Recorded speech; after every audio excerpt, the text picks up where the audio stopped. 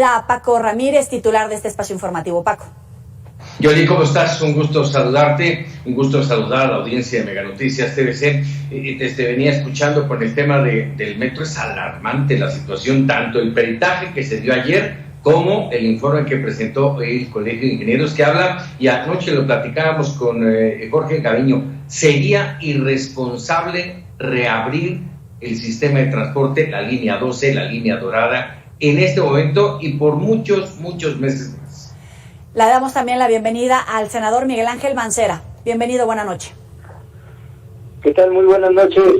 Me da mucho gusto saludar a toda su audiencia. Buenas noches. Adelante, Paco. Gracias, Miguel Ángel. A ver, déjame preguntarte esto, porque después del informe que se da ayer, el primer peritaje de esta empresa noruega, y ahora esta mañana lo que da a conocer el Colegio de Ingenieros, vamos, lo que se deja de frente a los mexicanos, a quienes vivimos en la Ciudad de México y utilizamos en algún momento las líneas, en específico la línea 12, es una situación alarmante, crítica. ¿Cómo verla desde tu óptica y también evidentemente como ex jefe de gobierno de la Ciudad de México? Pues muchas gracias, Paco. Mira, yo he reiterado a partir de que tuve conocimiento de esta primera fase, de colocarlo en ese contexto, precisamente en el que es una primera entrega, en el que falta la que corresponde a julio y la que corresponde a agosto para tener ya un contexto integral. Así voy a esperar para tener una opinión definitiva, pero sí reiterarte y aprovechar la oportunidad en tu importante espacio de señalar que estamos a la disposición, es decir, cualquier información, cualquier participación que se tenga que hacer o que se tenga que dar, estoy atento. También reiterar y aprovechar también esta oportunidad, Paco, para comentar que todo lo que hicimos en la gestión, y me refiero a las dos intervenciones que generaron suspensión en esa línea, en la línea 12, y por supuesto también al día a día, al mantenimiento diario, a la operación diaria, pues está documentada, no es nada oculto, no es un secreto, ahí está en los archivos del propio sistema y en las dependencias correspondientes, así como en algunas áreas del legislativo local y federal, Paco. En esta transición en el gobierno de la Ciudad de México, antes de que llegaras a la jefatura, ¿notaste alguna prisa política para la inauguración de esta obra? Pues no, Yuri, nosotros llegamos precisamente cuando se hizo una inauguración. Recuerdo que la inauguración fue por allá del mes de octubre, y a nosotros nos tocó entrar en diciembre, y a partir de diciembre, bueno, pues lo que sí el director entonces del sistema de transporte colectivo Metro hizo fue revisar las diferentes cosas que se estaban entregando, y bueno, pues de ahí surgieron algunos diferendos en cuanto a tiempos de culminación de partes de la obra misma, y por supuesto lo que fue relevante al final del día para este tramo 2014. O sea, si había una fecha estipulada y se recorrió, ¿hubo alguna prisa, algún aceleramiento en los procesos? ¿Eso sí lo detectaron? No, a ver,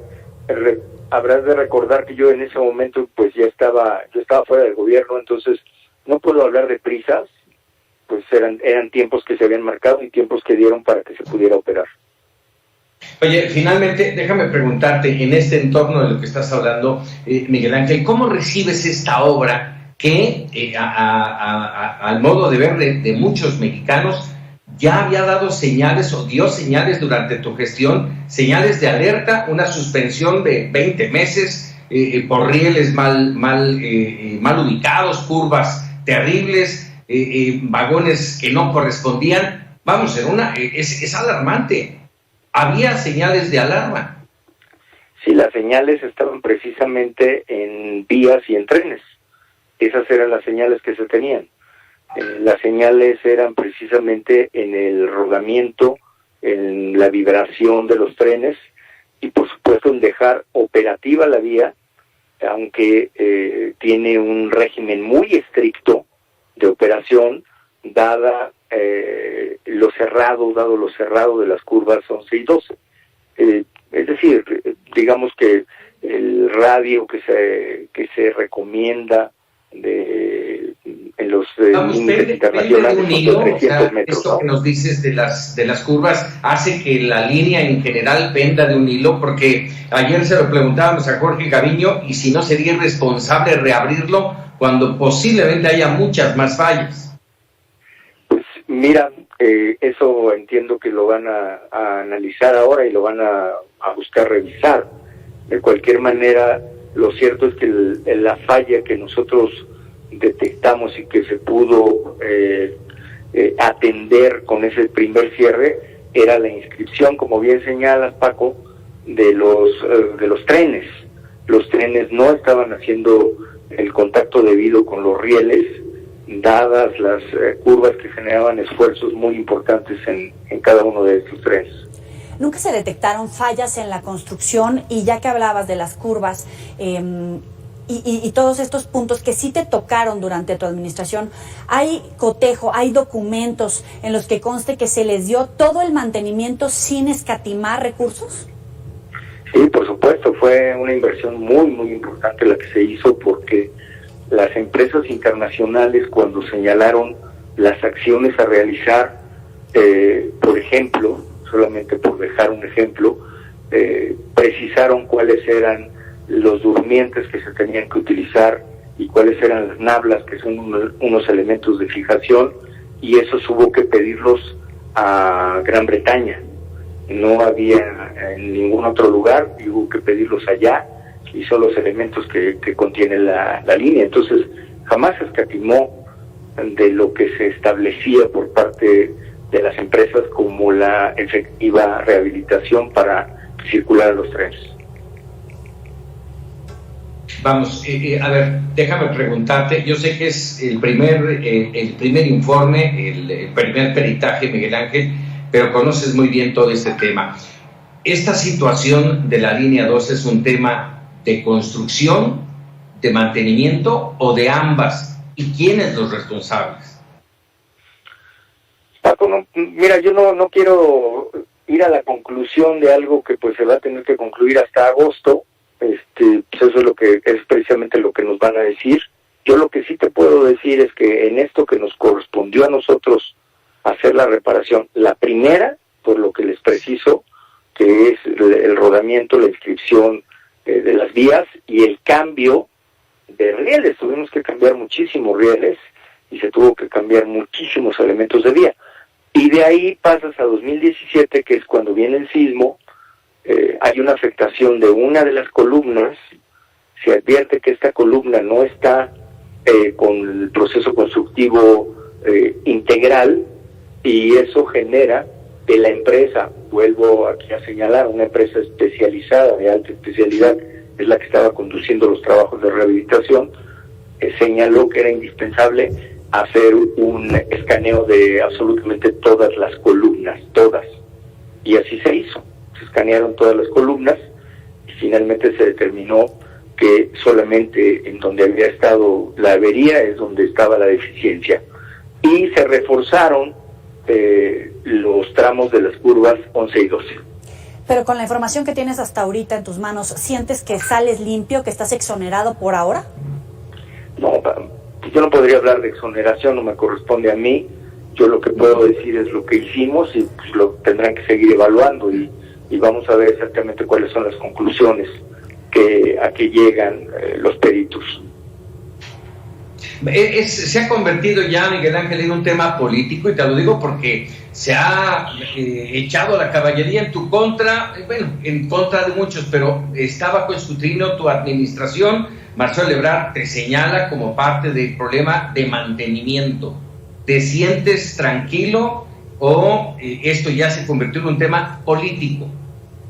Mira, hasta ahora el peritaje ha dicho que el mantenimiento está de acuerdo a la operación de la línea, que está conforme para los parámetros de operación de la misma, pero no me corresponde a mí juzgarlo ni decirlo, y obviamente pues se tiene que politizar por las los nombres y las personas que están señaladas o que estamos señaladas en estos tramos de responsabilidad.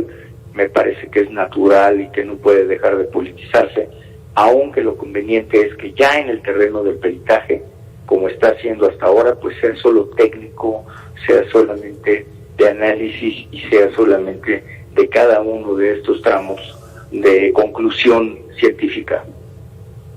Déjame por último preguntarte, Miguel Ángel, para el 31 de agosto se da el último reporte de esta empresa noruega. Habrá la próxima semana uno por parte de la Fiscalía General de la Ciudad de México, no sé si es de la Ciudad de México o la General de la República, y yo te preguntaría, en este entorno se está jugando algo más en el camino del 2024.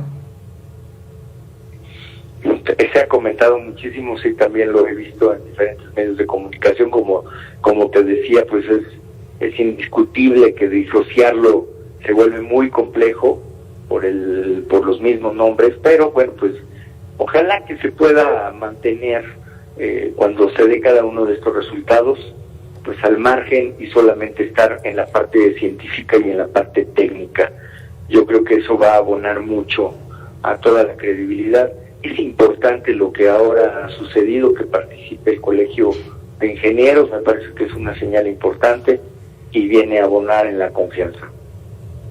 ¿Tendremos realmente los responsables o simple y sencillamente se tomará peones en esta investigación? Ojalá que no sea así, Paco, y ojalá que se puedan tener conclusiones que expliquen a fondo exactamente qué fue lo que sucedió, más allá de esta primera explicación que se ha dado, que obedece a las causas del colapso mismo. ¿Tú confías en la fiscal, en la independencia de la fiscalía? Pues esas son las autoridades que tenemos y es en las que tendríamos que depositar la confianza. Yo espero que así sea, Yuri.